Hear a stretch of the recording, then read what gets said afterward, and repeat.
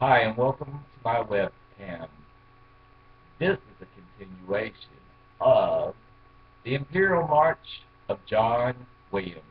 He used to be a city councilman in Warner Robins, Georgia. The Imperial March of John Williams, Part 3.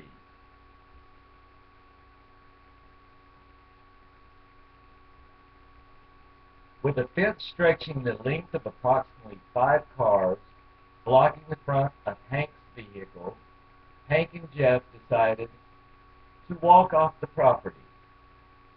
I am watching John, so I am not looking for the opening, a small piece in the fence. So instead of going through the opening, we went around, and John continued to follow us. Before we got off the property, he pushed him at least twice, and then we got off the property. He kept yelling at him, "Come back here, I'm going to slit your throat." My father-in-law was old, 70-something at the time. He's not exactly running with a heart problem, running fast. And John is staying right with him.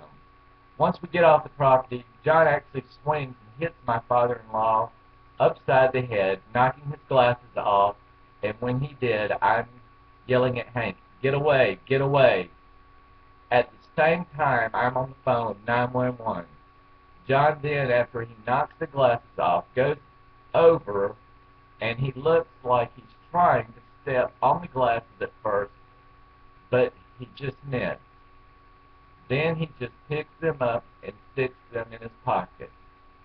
Then he commences to come after my father-in-law some more. He just keeps on coming, Jeff recounts. In his witness statement, Jeff Williams stated that John Williams fell at the same time after he pushed Hank one at a time.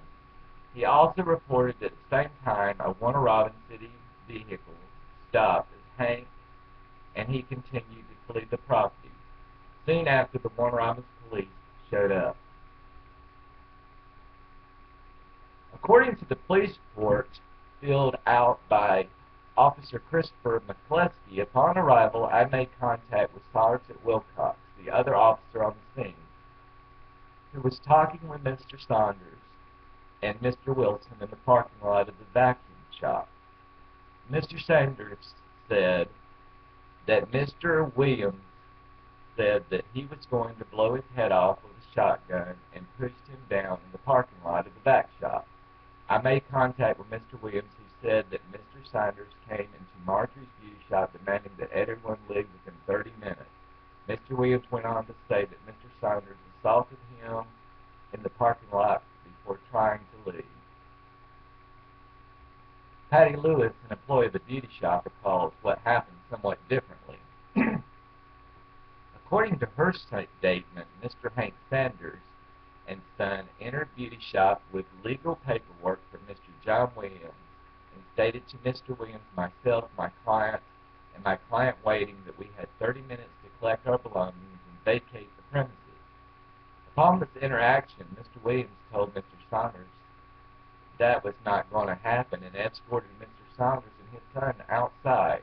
Mr. Williams backed his car in the parking lot to block Mr. Saunders and son from leaving the premises. Upon Mr. Williams' exit from the vehicle, Mr. Saunders hit Mr. Williams, knocking him down in the parking lot. A city employee truck pulled up and helped Mr. Williams up. Upon the departure of the city truck, there was a verbal confrontation between Mr. Williams and Mr. Saunders, where Mr. Williams pushed Mr. Saunders. My client called 911 to send assistance. Mr. Jackson, the property owner, was contacted and the situation explained. Warner Robins Police Department arrived along with family attorney. Jeff recalls it differently. After John had picked up my father-in-law's glasses and my father-in-law is walking away, he is yelling at him, and he pulls something out of his pocket which looks like a knife. To me, from the distance, I'm and he goes, "Come back here. I'm a slit your throat." Of Of course, my father-in-law is not coming towards him. Well, then John still keeps coming after him. This time, whatever he did with that knife, he stuck it back in his pocket at that moment, and he heads he keeps coming towards Hank. Well, he makes a wild swing, and he falls down. John falls down and hits the ground. Well, all the timing must have been just perfect for them, the alignment, because at the same time as John hits the ground and is throwing a fit on the ground, a city truck pulls up with 3 city guys in it, a dump truck type vehicle. John gets up, works his way over to the vehicle and says, "Did you see that? Did you see that? Did you see that?"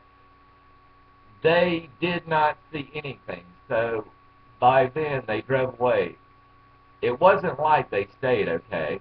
They drove away, and John was still there, and he actually kept chasing us until we got almost to the corner of Watson and Pleasant Hill now. And he pushes him again. Just then, a patrolman starts to pull up, and I start going towards him. This patrolman's not coming to the scene. I don't think he was called out to the scene. He just happened to be on the road. So I started going toward him. When I did, John started heading back to the beauty shop. When I got to that police officer just then,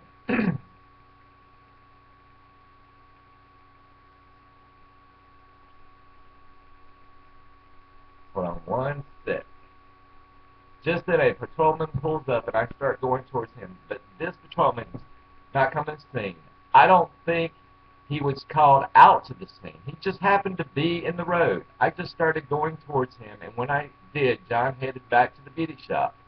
When I got to that police officer, just then, another patrol car actually pulls in. We start telling him what went on about the assault and everything that happened about the knife and blah, blah, blah. And then he asked my father-in-law, "Do you want him arrested?" He said, "Yes, I want him arrested." The next thing I know, Jim Elliott shows up in his vehicle. About 6 different patrol cars are now at the scene. 6 cops, maybe 7. Jim Elliott and John Williams have a powwow inside the beauty shop, while the other cop keeps my father-in-law and me outside. Then they come out and say, "Well, there is not going to be any arrest. We're going to take this to the magistrate court." Terry adds, "By the time I got there, I even asked the police officer, 'Did you search John Williams for my dad's glasses?' He said he didn't have them. I said, 'No, did you search him?' And then he got authority. I said he didn't have them.